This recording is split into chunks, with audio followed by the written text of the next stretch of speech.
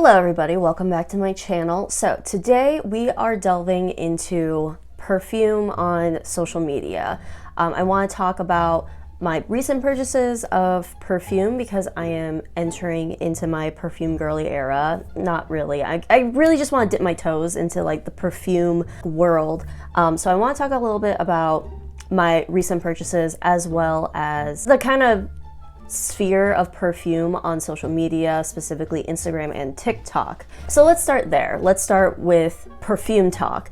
If you haven't heard about Perfume Talk, it is like a category on TikTok of mostly women talking about various perfumes. There is a man called Jeremy Fragrance who is kind of the one outlier to Perfume Talk, and I don't necessarily want to even count him in Perfume Talk. I'm not a heavy consumer of Perfume Talk, but it does pop up here and there, and I won't lie to you, there are some that have been very interesting to me, particularly the ones where they're talking about unique fragrances. I saw somebody talk about one of like a perfume that straight up smells like tennis balls. There's also like some company that specifically makes very weird fragrances. Like I think one of them, the notes were described as blood, musk, and baby powder. Like they specifically wanted to make a perfume that was a combination of very like innocent ideas and very violent ideas. Now I want to transition a little bit into perfume as a thing that is marketed on social media. Let's talk about Instagram. Most of my Instagram ads are obviously very skewed towards a woman in her 20s. I get a lot of jewelry, I get a lot of clothes, I get makeup, skincare, as well as perfume. But the thing about perfume that I think is different is that at least with jewelry, clothes, makeup, you can see the product. Like you can imagine yourself in that product, you can see what the product looks like. With skincare, it is just kind of like, what sort of effect do you want on your body? But with perfume, you have basically no way of knowing if you will like that product or not. Obviously, there are some perfumes that say exactly what it smells like, but particularly a lot of these perfumes are going to be a blend of a lot of different things, and when you actually smell it in front of you, it can smell totally different from what it actually lists on the site, at least in my opinion. I find it akin to, say you're shopping online for candles, but you specifically go in the category of candles that have not like a clear name. Like it's not a candle that says crisp apple. It's a candle that says ocean dreams. You know, it's a candle that says summer haze, you know? What does that smell like? And that's what I feel like shopping for perfumes is like. I will never actually know what it smells like until I have it in front of me. So let's talk about my recent purchases.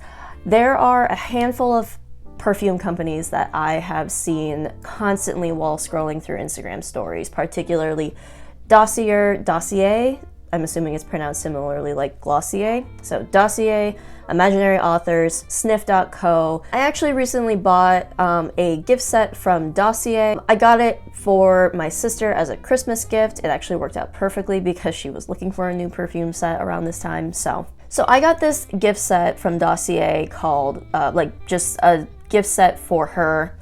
I'll be honest, all of these perfumes smell exactly the same to me. There's like one that is like slightly woodier than the other two. The other two smell exactly the same to me. I don't think Dossier is the perfume company that I want to buy from because it seems better for a person who wants to find a dupe for a luxury brand perfume. Like if you know what you like, if you like specifically this one YSL perfume, but you don't want to pay $100 for it, you know, Dossier is the website for you. The one that I have been perpetually curious about is Imaginary Authors. I have seen this ad for a whiff of a waffle cone for like I want to say at least a year, and I've been so curious about it. So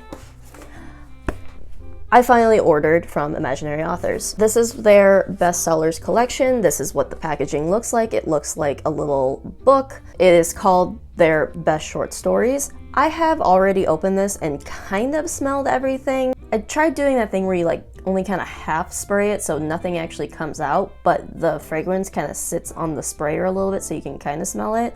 Mainly because these vials are so small and I didn't want to waste any product because I'm a cheap whore. Each of the sample vials is 2 milliliters and it features 8 of their best-selling products. I have the names of them listed here as well as the notes that are supposed to be in there. I will tell you whether or not they actually smell like that or if I can, what's the word, glean anything out of that. They also threw in a bonus sample vial in the package, as well as a coupon for 11% off any 50 milliliter bottles. This is their 11-year anniversary discount, so you get 11% off a full-size bottle, which is pretty cool because there is at least one in here that I would consider doing a full size on here.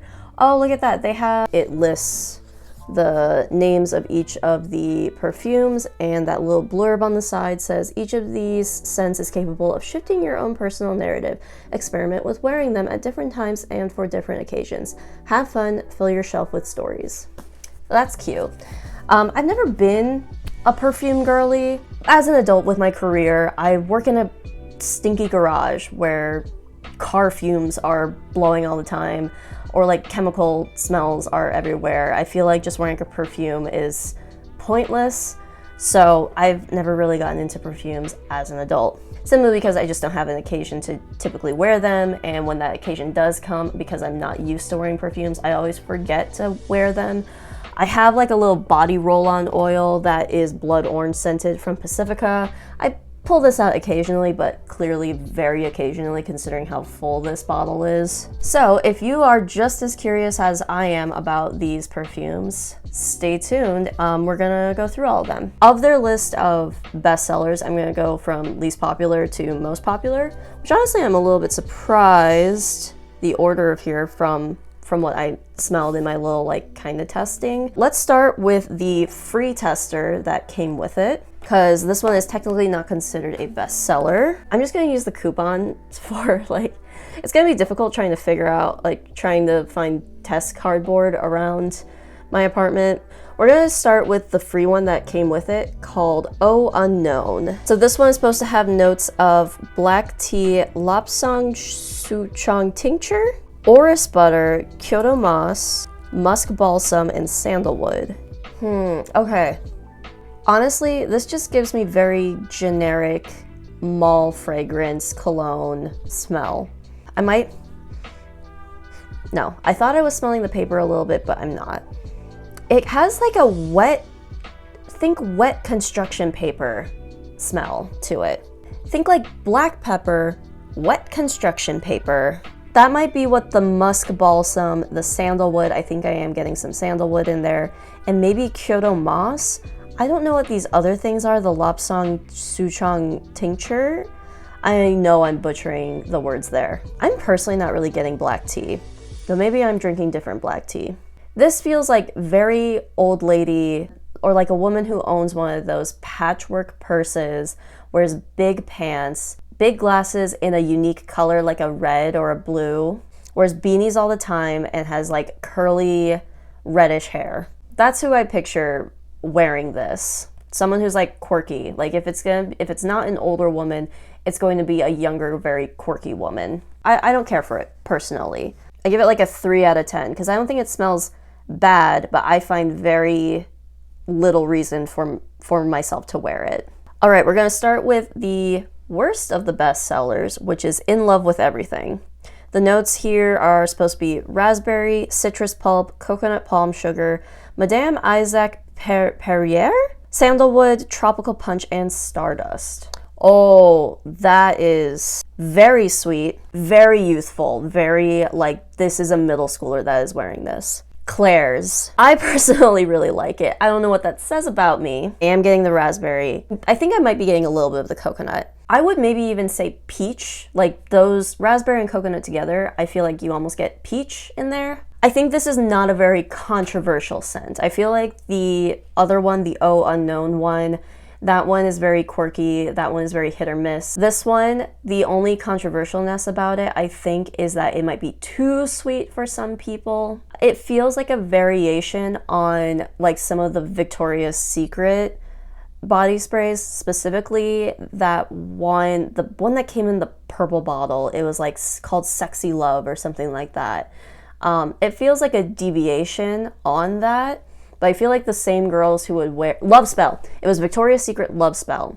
I feel like the same girlies who would wear Victoria's Secret Love Spell would wear In Love with Everything. I give that one an 8 out of 10, just because I can see myself gravitating towards that very frequently. I'm gonna find a new little thing to spray stuff on. All right, next up we got here a whiff of a waffle cone. The notes here are listed as vanilla, salted caramel, Saigon cinnamon, heavy cream, sandalwood, orgeat, and scoop shop. It's interesting how sandalwood has been in all three of these. I wonder if like that's like a, I don't know, like baseline ingredient that they have to use pretty frequently. This is the one that basically drove me to actually buy these. Wow. I love that. I do smell cinnamon. I do smell salted caramel.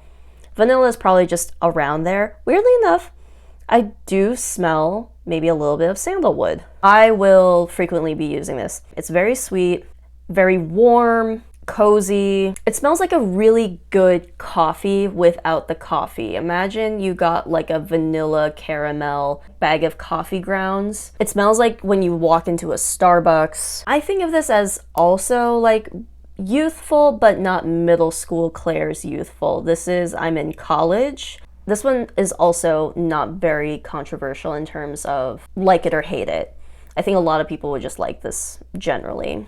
Maybe a similar sphere of like some people might think it's too sweet. I think that little bit of sandalwood in there makes it not overwhelmingly sweet, like In Love with Everything. I give this a 9 out of 10 because I think this is a little bit more wearable than In Love with Everything. I'm honestly surprised that A Whiff of a Waffle Cone is not the like #1 bestseller, just because of the amount of times that I've seen it advertised on my Instagram. I would assume that that was their #1 scent, but I guess not. Moving on up, we're going to Fox in the Flower Bed. The notes for this one are supposed to be jasmine, tulips, frankincense, wild honey, pink peppercorns, silver thistle, and alpine air. Oh, I really like that. When I was very young, I was maybe like 10 or 11. Bath & Body Works had a line of products called Velvet Tuberose, and I love that scent. This reminds me a lot of it. It's very floral without being powdery. Overwhelmingly, I think I just smelled a lot of jasmine. If my memory serves me right, I don't think tulips really have a smell. Don't know what frankincense smells like. I don't really smell honey. I might, I don't know. It's just kind of overwhelmed by the jasmine. I don't really smell pink peppercorn. I just get a lot of jasmine from this. If you like jasmine, you'll like this. This is a very summery scent, in my opinion. This is very spring and summer. I think a lot of people can wear this because it is very floral, but like actual flowers and not vague general floralness. Does that make sense? This one I feel like is kind of more timeless, but not older, if that makes sense. So I think you can wear this at any age. I am going to give this one an 8 out of 10 due to its versatility. All right, next one in the set, we have Slow Explosions. The notes on this one are supposed to be saffron, rose absolute, leather, apple, benzoin, cashmerean, and Arpora Night Market. Ooh, oh. This smells like the incense stand at a Renaissance festival, which I do like. I remember when I first tested this out, this one stuck out to me, but that might have just been because the first few smelled the same to me, and this one really stuck out to me because of that smoky, ashy smell to it. Specifically, like not like a smoky as like a barbecue smoky, like acrid in like a smoky sense. And that's not necessarily bad, but it does just like stick out and cut through everything to me. And I understand why they would name it Slow Explosions. There is a lot of fire at the Renaissance Fair, so that might be why I'm associating with it. I do get a lot of that rose. I don't think I've ever smelled saffron, so I wonder if saffron has that smokiness, but there's also leather in here, so that's probably where I'm getting that smoke from. I might be getting a little bit of apple. I think this one is really unique. It doesn't have that generic cologne smell. It's not distinctly floral. It's got that apple in there, so it's a little bit fruity. It's got that kind of smokiness, so it's a little bit masculine. I think I'm starting to get a little like dizzy from smelling these. Oh my god, I'm only halfway through this box, and that's not a good sign. I really like this. I would definitely reach for this every so often. I wouldn't avoid reaching for it. I do like that interesting balance of like sweet and smoky and spicy. Okay, the more I smell it, I don't know if anybody else experiences this, but when I smell rose scented stuff very frequently, rose starts molding into Play-Doh smell. Okay, and as it's sitting on here and drying, it's getting smokier and less sweet, which is interesting. The person who would wear this would go to a Ren fair. This could be on a man or a woman, or maybe somebody in between. I think anybody up to about the age of 40, I can see this working on. I just don't think if you're very old, I don't think you would, this doesn't like necessarily associate with that, but you never know. Do what you want to do. I don't really associate a season with this. Probably just not winter. I think I would rank this a 7.5. It's pretty good. It's unique. I don't think it's all that controversial. It just has like it casts a wide net. The next one we've got is Yesterday Haze. The notes on this one are fig, iris, cream, tonka, tree bark, walnut bitters, and orchard dust. This is just generic mall cologne. It's nothing to write home about. I consider this more masculine. It's not like as bad as Axe, I would say, but it is just kind of every men's cologne kind of smells like this. And also a lot of like women's perfume smells like this. It's just kind of like a generalized cologne smell. I also would not reach for this very frequently. I don't get any of the notes that it's saying. Then again, I don't know what figs smell like. I probably don't know what irises smell like. Cream doesn't smell like anything. Tonka, I think, is like associated with vanilla. I don't get vanilla. I just get generic cologne. This one's kind of disappointing, especially considering how far up on the list it is. I give this a 4 out of 10. All right, last three. This next one is Saint Julep. The notes on this are sweet mint, tangerine, southern magnolia, bourbon, grisalva, and sugar cube. Ooh, I'm getting Bath and Body Works citrus area. I'm getting like orange, grapefruit, maybe a little bit of some sort of floral. Oh, tangerine is on here. Okay, yeah, I'm getting tangerine. Maybe, yeah, I do see where the mint is coming from. You know what? You know what this reminds me of? Bath and Body Works had a kitchen lemon line. It was mostly just soaps and maybe a candle here and there. It wasn't exactly a perfume. It was more like a home scent. And I remember my mom and like most moms of like my friends from childhood, most of their moms also all loved the kitchen lemon line from Bath and Body Works. They had that soap that had like the exfoliating beads inside of it.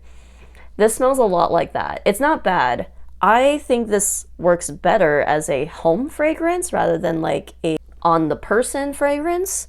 It's definitely more feminine than masculine. I like this. I think this is fairly neutral. It's not leaning too strongly in any particular family. It's very summery, very, very spring and summer. If a whiff of a waffle cone is very good, but it's very autumn, winter, this is also just as good, but it's very spring, summer. I'm gonna give this an 8.5 out of 10.